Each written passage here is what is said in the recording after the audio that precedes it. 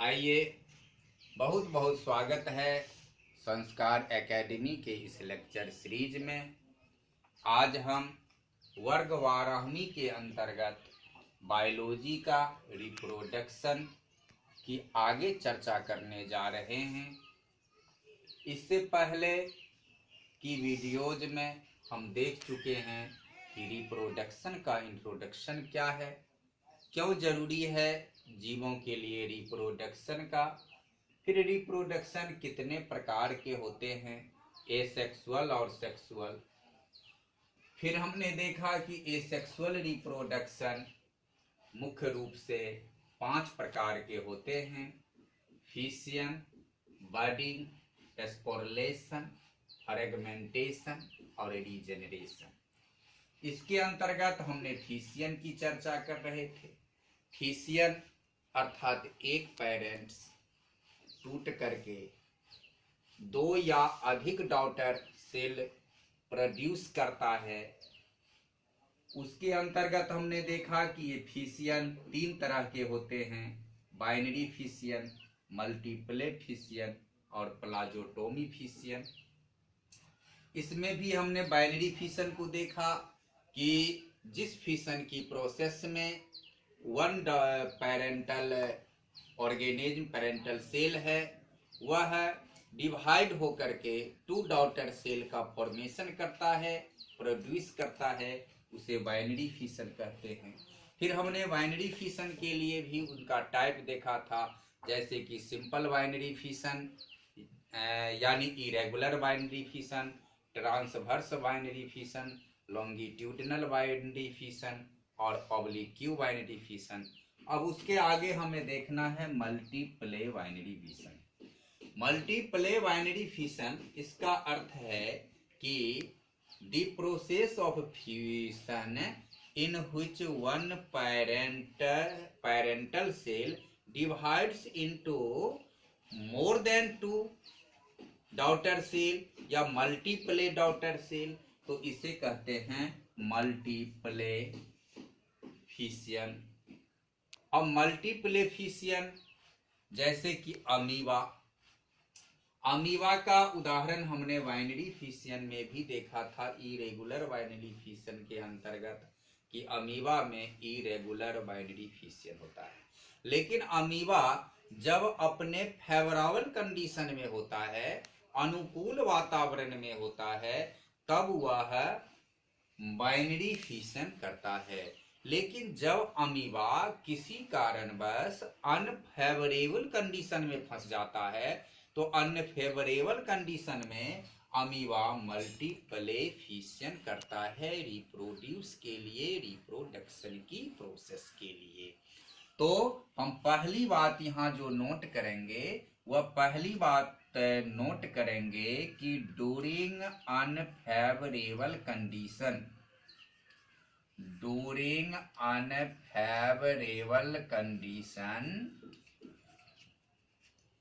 Amoeba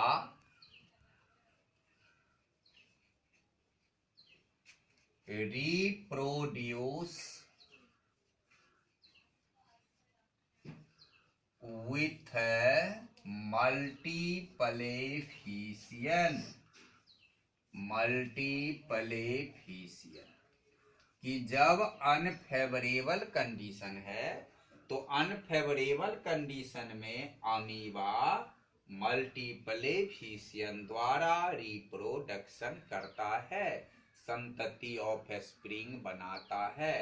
अब इसकी process क्या होती है, हम इसे समझें कि जैसे मान लो कि ये एक पेरेंटल अमीबा है और ये पेरेंटल अमीबा है, ये पेरेंटल अमीबा या पेरेंटल सेल है। अब जब अमीबा अनफेवरेबल कंडीशन में होता है, अनफेवरेबल कंडीशन का अर्थ कि जब उसे मॉइस्चर या वाटर ये सब नहीं मिल रहा है, किसी ऐसे विकट परिस्थिति और स्थिति में अमीबा फंसा है जहां की उनके जीवन की अनुकूलता नहीं है, तब अमीबा अपने चारों ओर एक हार्डिंग कवर का निर्माण कर लेता है। हार्ड कवरिंग, इसको हम हार्ड कवरिंग कहते हैं। और इस तरह से अमीबा एक हार्ड कवरिंग का निर्माण कर लेता है।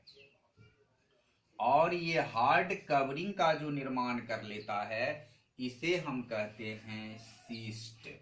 इस कवर का नाम है सिस्ट। यानी सिस्ट क्या है? तो ए हार्डिंग कवर है।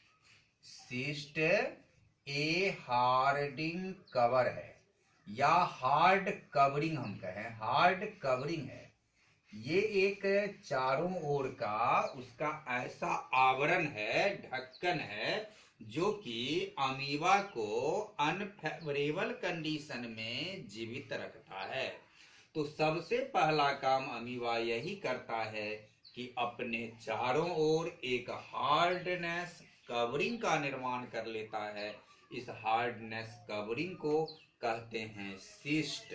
और इस सिस्ट निर्माण करने की जो प्रक्रिया है, इसकी जो प्रोसेस है, जिस प्रोसेस के द्वारा अमीबा अपने चारों ओर ये हार्ड कवरिंग का निर्माण करता है, उसे कहते हैं इनसिस्टेशन। उस प्रोसेस का नाम है इनसिस्टेशन। इनसिस्टेशन। तो अमीबा इनसिस्टेशन प्रोसेस के द्वारा अपने चारों ओर एक कवरिंग का निर्माण कर लेता है। उस कवरिंग का नाम है सिस्ट। अब सिस्ट का निर्माण जब हो जाता है, तब अमीबा के अंदर पहले न्यूक्लियस डिवीजन होता है। न्यूक्लियस डिवीजन जो होता है, तो न्यूक्लियस डिवीजन को हम कैरियोकाइनेसिस कहते हैं। न्यूक्लियस डिवीजन या न्यूक्लियस कॉपी, न्यूक्लियस डिवीजन है। न्यूक्लियस डिवीजन की जो प्रक्रिया है, न्यूक्लियस डिवीजन की प्रक्रिया को हम कहते हैं कैरियोकाइनेसिस। कैरियोकाइनेसिस। ये कैरियोकाइनेसिस के द्वारा अमीबा न्यूक्लियर डिवीजन करता है और अनेक मल्टीप्ले न्यूक्लियर का निर्माण करता है। और इस तरीका से इसके चारों ओर ये न्यूक्लियस डिवाइड्स होकर अनेक न्यूक्लियस में बदल जाता है, न्यूक्लियस प्रोड्यूस हो जाता है और पूरे अमीबा के शरीर में न्यूक्लियस भर जाते हैं, न्यूक्लियस प्रोड्यूस हो जाते हैं। यह न्यूक्लियस का प्रोड्यूस कैरियोकाइनेसिस प्रोसेस के द्वारा होता है। अब इसके बाद अमीबा में साइटोप्लाज्म डिवाइड्स होता है या साइटोप्लाज्म का कॉपी बनता है। और साइटोप्लाज्म की जो कॉपी बनता है उसे कहते हैं साइटोकाइनेसिस। अब साइटोप्लाज्म की जो कॉपी बना, साइटोप्लाज्म का जो कॉपी बना उसको कहते हैं साइटोकाइनेसिस। तो साइटोकाइनेसिस प्रक्रिया द्वारा साइटोप्लाज्म डिवाइड हुआ। अब क्या होता है कि इस सभी न्यूक्लियस के चारों ओर ये साइटोप्लाज्म का घेरा लग जाता है। और इस तरह से ये घेरा लगा, इस तरह से साइटोप्लाज्म न्यूक्लियस के चारों ओर, सभी न्यूक्लियस के चारों ओर साइटोप्लाज्म इस तरह से भर गया। अब ये साइटोप्लाज्म भर करके ये जितने भी जो ये अंदर बने हैं, ये सब के सब डॉटर अमीबा हैं और डॉटर अमीबा बन के अंदर तैयार हैं। अनफेवरेबल कंडीशन है, इसलिए यह वहां रुके हुए हैं। जब क्या होगा कि फेवरेबल कंडीशन आएगा, तो फेवरेबल कंडीशन आने के बाद अमीबा का जो ये सिस्ट है, वे सिस्ट टूटेगा, रिपचरिंग होगा और ये रिलीज हो जाएगा, सभी डॉटर अमीबा इस तरह से रिलीज हो जाएगा। तो यहाँ जो जितने भी ये डॉटर अमीबा इसके अंदर था वे सभी, तो यहाँ क्या प्रक्रिया हुआ, पहली बात हुआ कि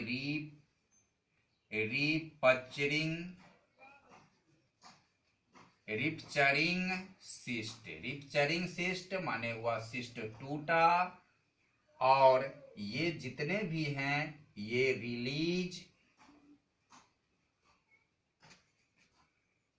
रिलीज डॉटर अमीबा, और ये डॉटर अमीबा यहाँ से डॉटर अमीबा रिलीज हुआ और सब के सब अलग अलग एक सेपरेट अमीबा का निर्माण करेगा, और इस तरीका से multiplication in amoeba during the unfavourable condition. जब फेवरेबल कंडीशन आएगा सिस्ट टूटेगा, फेवरेबल कंडीशन आने का अर्थ उसे पानी मिल जाएगा या मॉइस्चर मिल जाएगा। तो इस तरीका से अमीबा में मल्टीप्लिकेशन होता है।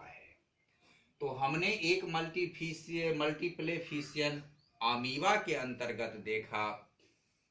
अब हम दूसरा मल्टीप्लिकेशन देखते हैं प्लाज्मोडियम के अंतर्गत। तो प्लाज्मोडियम किस फाइलम का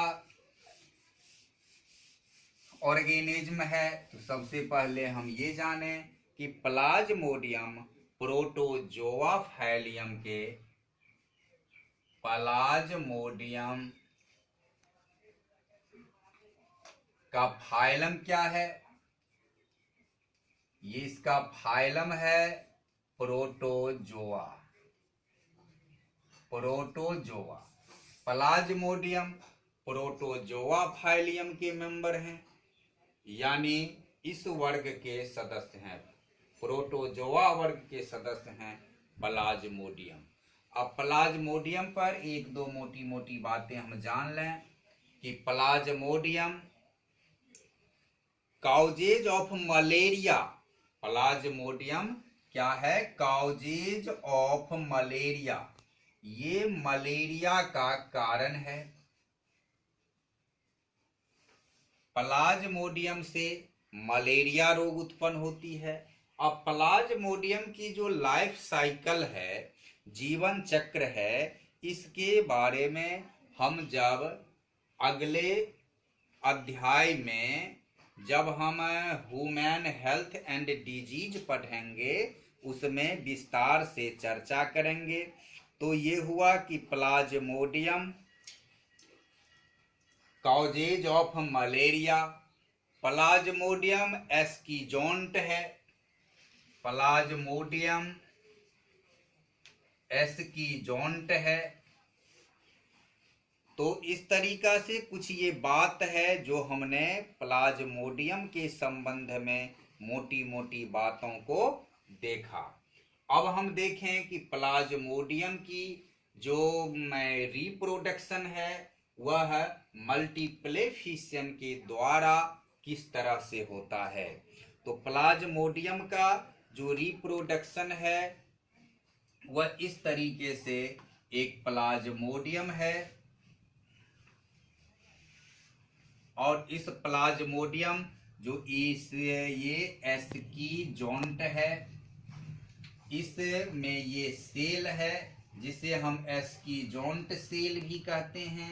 इसके अंदर न्यूक्लियस है, और फिर ऐसे जो इसके अंदर की जो ये इस तरह से भाग है, इस भाग को हम साइटोप्लाज्म कहते हैं। तो ये इतना कंस्ट्रक्शन है प्लाज्मोडियम का।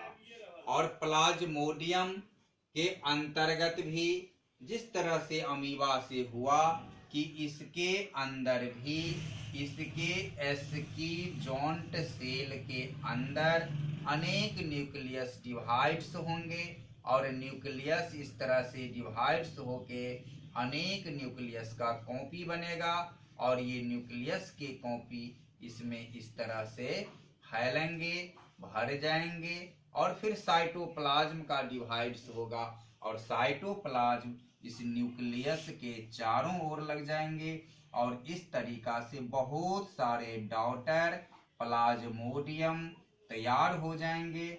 और जब डॉटर प्लाज्मोडियम तैयार हो जाएंगे तब इसका जो एस्कीजोंट सेल वाल है, ये एस्कीजोंट वाल रिपचरिंग हो जाएगा, टूट जाएगा और जब इसका ये इस तरीके से जो इसका ये रिपचरिंग है, टूटना है, रिपचरिंग सेल वाल, इसमें सेल वाल टूटेगा और फिर ये जितने भी ये प्रोटोजोन्स हैं, ये प्लाज्मोडियम के डॉटर सेल हैं, वे रिलीज हो जाएंगे। तो इस तरीका से ये मल्टीप्लिकेशन ऑफ प्लाज्मोडियम हुआ और ये सब रिलीज हो रहे हैं, release daughter cell, release daughter plasmodium. तो इस तरीका से हमने देखा कि किस तरह मल्टीप्लिकेशन होता है अमीबा में और किस तरह मल्टीप्लिकेशन होता है प्लाज्मोडियम में। तो मल्टीप्लिकेशन का हमारे पास दो एग्जाम्पल आया, हमने दो एग्जाम्पल को देखा, अमीबा और प्लाज्मोडियम। प्लाज्मोडियम ये प्रोटोजोआ फाइलम के हैं और प्लाज्मोडियम कॉजेज ऑफ मलेरिया, यह मलेरिया का कारण है। अब इसके साथ जो एक महत्वपूर्ण चीज है हम वे देखें कि इस प्लाज्मोडियम के इफेक्टिव स्टेज को हम क्या कहते हैं। Effective stage of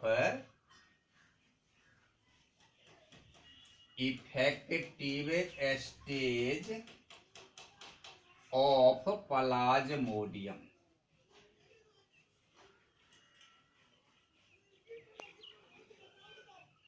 is sporozoite.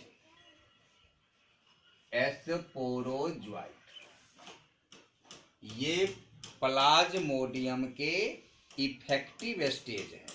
तो प्लाज्मोडियम के इस इफेक्टिव स्टेज है स्पोरोजोइट। अब ये जो निर्माण हो रहा है इसको हम ये स्पोरोजोइट के द्वारा निर्माण हो रहा है, स्पोर बन रहा है और स्पोर ये जो बन रहा है न्यूक्लियस के चारों ओर जो साइटोप्लाज्म लग रहा है इसको हम स्पोर कहते हैं। अब स्पोर कैसे बनता है तो इन बातों को ये सब हम जो देखेंगे तो ये जो प्लाज्मोडियम का है तो ये जो रिलीज होगा, स्पोर बना और ये जो रिलीज होता है इस रिलीज हुए डॉटर सेल को हम मेरोजोइट कहते हैं। ये रिलीज हुए जो डॉटर सेल है इसे हम मेरोजोइट कहते हैं। तो ये मेरोजोइट कैसे बनता है, स्पोरोजोइट कैसे बनता है, ये सब जब हम अगले पाठ में जब देखेंगे लाइफ साइकिल ऑफ प्रोटोजोआ कैसे बनता है यह हम तब विस्तार से देखेंगे। लेकिन ये अनेक जो स्पोर बनता है यह स्पोर मेरोजोइट के रूप में।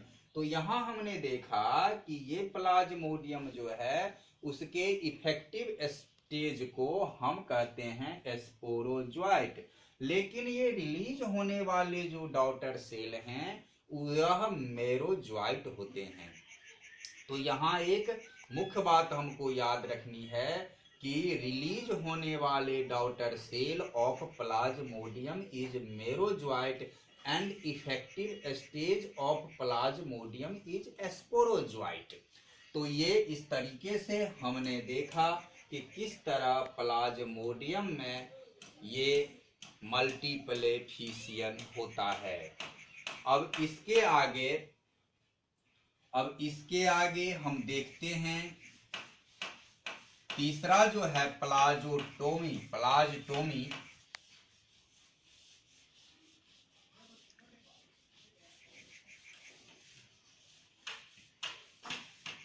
प्लाज्टोमी एक ऐसा फिशियन है, एक स्पेशल टाइप ऑफ फिशियन है, जिसमें क्या होता है कि मल्टीप्ले न्यूक्लिएट प्रोटोजोन, यानी यह प्रोटोजोन में होता है, प्रोटोजोआ फाइलम के जीव में होता है। और ऐसे प्रोटोजोआ फाइलम का जीव जिसमें मल्टीप्ले न्यूक्लियस होता है, एक न्यूक्लियस, जैसे हमने देखा प्लाज्मोडियम, वे भी प्रोटोजोन्स हैं, लेकिन वे सिंगल न्यूक्लियस वाले हैं, यूनी न्यूक्लियस सेल हैं। लेकिन यहाँ जो हम देखेंगे प्लाज्टोमी, ये फिशियन उस प्रोटोजोन्स में होता है जिसमें मल्टीप्ले न्यूक्लियस होता है। मल्टीप्ले न्यूक्लियस यानी एक से अधिक, दो से अधिक, अनेक न्यूक्लियस जिसके अंतर्गत होता है। और ये तो हम इसकी परिभाषा यदि हम लिख लेंगे तो प्लाज्टोमी की परिभाषा होगा a special type of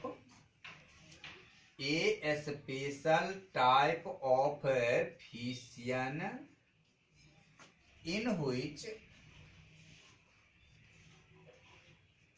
A multiple nucleate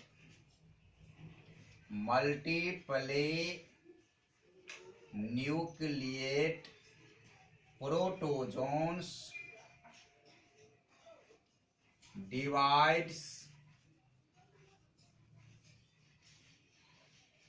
into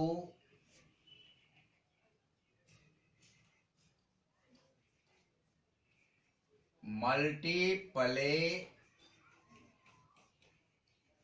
nucleate individual या multiple daughter individual,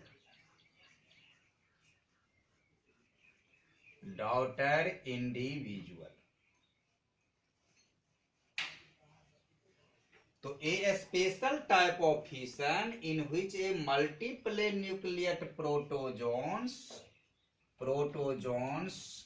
divides into multiple nucleate daughter individual.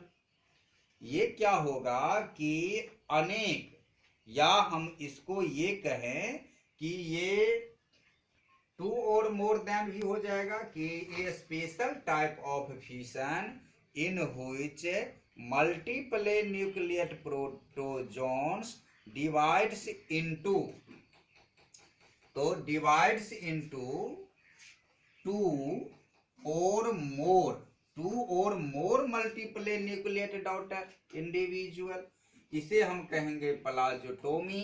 तो ये प्लाज्टोमी जो है एक ऐसे प्रकार का फिशियन है जिसमें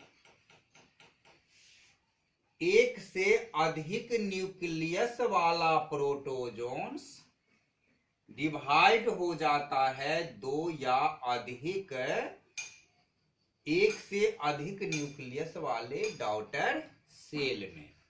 अब इसमें इसका जो बेस्ट उदाहरण है, वह बेस्ट उदाहरण इसका है पैलेमिक्सा,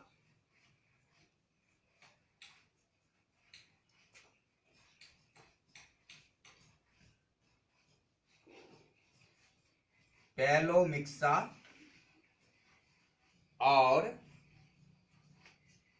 ओपालिना। पैलोमिक्सा और ओपालिना इसका बेस्ट उदाहरण है, जिसमें कि प्लाज्टोमी फिजियन द्वारा रिप्रोडक्शन होता है। तो पैलोमिक्सा और ओपालिना ऐसे प्रोटोजोन्स हैं जिसमें मल्टीप्ले न्यूक्लियस होता है। और मल्टीप्ले न्यूक्लियस होता है, जैसे हम सिंपल रूप में देखें, मान लिया कि ये हमारा एक पैलोमिक्सा है। इस पैलोमिक्सा में क्या है कि ऐसे अनेक, जैसे कि हमने मान लिया 3 3 6 3 9 न्यूक्लियस है। तो 9 न्यूक्लियस इसमें है। पहले इसका क्या होगा कि साइटोप्लाज्म डिवाइड हो जाएगा, मान लो कि ऐसे इसका साइटोप्लाज्म डिवाइड हुआ। अब जो साइटोप्लाज्म डिवाइड होगा दो पार्ट में या दो से अधिक पार्ट में, जितने भी पार्ट में डिवाइड हो, अब किस पार्ट में कितना न्यूक्लियस है, जिसमें जितना गया सो गया। अब यहां हमने दो पार्ट किया तो देखा कि एक पार्ट ऐसा है जिसमें कि 1 2 3 न्यूक्लियस आया, और एक पार्ट ऐसा है जिसमें कि 6 न्यूक्लियस आया। तो इस तरीका से ये 6 न्यूक्लियस आया। अब क्या करेगा, ये साइटोप्लाज्म टूट करके दो पार्ट हुआ, और दो पार्ट में जहां से टूटा उसमें जिस पार्ट में जितना न्यूक्लियस है उतना गया। अब क्या होगा कि ये नंबर मेंटेन कर लेगा, मेंटेन नंबर ऑफ न्यूक्लियस। अब ये करेगा कि maintain number of nucleus, number of nucleus, ये नंबर ऑफ न्यूक्लियस का मेंटेन कर लेगा। मतलब ये हुआ कि यदि इसमें ये जो पैलोमिक्सा है, इस पैलोमिक्सा में 9 न्यूक्लियस हैं, तो 9 न्यूक्लियस में 3 न्यूक्लियस तो एक खंड में गया, बचा जो 6 न्यूक्लियस, वे 6 न्यूक्लियस ऐसे वे फिर से इसमें रिप्रोड्यूस कर देगा, और इस तरह से एक मैच्योर्ड डॉटर पैलोमिक्सा तैयार हो जाएगा। दूसरा भी जिसमें 6 न्यूक्लियस आया है वह इस तरीका से 3 न्यूक्लियस मेंटेन कर लेगा। तो मेंटेन नंबर ऑफ न्यूक्लियस या न्यूक्लियस की संख्या का मेंटेन कर लेता है, जो बचा है उसे पूरा कर लेता है, और इस तरीके से ये प्लाज्टोमी फिशियन की अभिक्रिया होती है। तो इस तरीका से हमने देखा कि फिशियन के अंतर्गत बाइनरी फिशियन, मल्टीप्ले फिशियन और प्लाज्टोमी फिशियन। तो इसमें हमने देखा आज मल्टीप्ले फिशियन और प्लाज्टोमी फिशियन को कि किस तरह से किस जीव में और किस प्रकार से ये अभिक्रियाएं होती है। तो आज बस हमें इतना ही देखना है, और अगले के वीडियो में हम बात करेंगे बडिंग का, जिसके अंतर्गत की मुख्यतः 3 प्रकार होते हैं, एक्सोजेनियस, इंडोजेनियस और एस्ट्रोबाइलेशन। तो ये 3 तरह के हम बडिंग को देखेंगे। तब तक के लिए आज बस इतना ही। यदि वीडियो अच्छा लगा हो, पसंद आया हो तो लाइक करना जरूर। यदि पहली बार चैनल पर आए हो तो सब्सक्राइब करना, और अपने दोस्तों के बीच ज़्यादा से ज़्यादा शेयर करना ताकि सबको लाभ मिल सके। तब तक के लिए वीडियो देखने हेतु बहुत बहुत धन्यवाद।